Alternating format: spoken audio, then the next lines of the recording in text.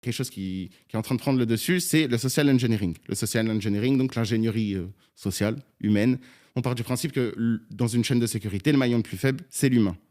Et là, en fait, ces petits jeunes qui ont vraiment genre entre 18 et 21 ans, ils étaient 5, ils sont record, donc ils sont enregistrés pendant qu'ils ont fait l'appel au téléphone avec le mec pour l'arnaquer. Donc c'est lunaire. T'entends des prénoms, t'entends des hurlements, t'entends des trucs de fou. Et ce qui se passe, c'est qu'ils appellent donc un mec qui est Genesis Creditor. Donc lui, comment expliquer ça ? C'est quelqu'un, en gros, qui détenait une énorme somme de Bitcoin parce que c'est lui qui était censé après rembourser les gens. Et il avait 4100 Bitcoin. Ce qui équivaut aujourd'hui à 410 millions de dollars si vous partez du principe que le Bitcoin est au-dessus de 100 000 dollars, ce qui est le cas lorsqu'on tourne cette vidéo aujourd'hui. Donc, il l'appelle au téléphone. Dans un premier temps, ils essayent de compromettre son compte Google. Okay. Ils envoient des emails en mode on essaye de se connecter à votre compte. Puis, il l'appelle au téléphone en se faisant passer pour le support Google.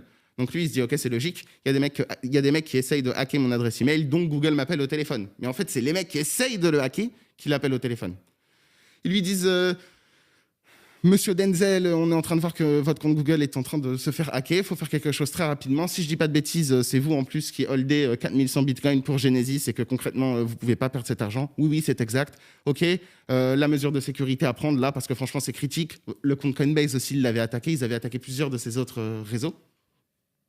La mesure à prendre tout de suite, monsieur, c'est de déplacer cet argent vers un nouveau wallet totalement safe. Et le mec, il y croit vite fait, mais il se dit, vas-y, je vais quand même checker 2-3 trucs. Et en fait, les mots-clés, OK, en gros, ils avaient besoin... Donc, pour ceux qui ne comprennent pas comment est-ce que fonctionne la crypto-monnaie, tu peux créer un wallet. Un wallet, tu peux y accéder à partir du moment où tu as soit la clé privée pour te connecter, soit la phrase secrète. La phrase secrète, c'est 12 mots, c'est une espèce de poésie du genre...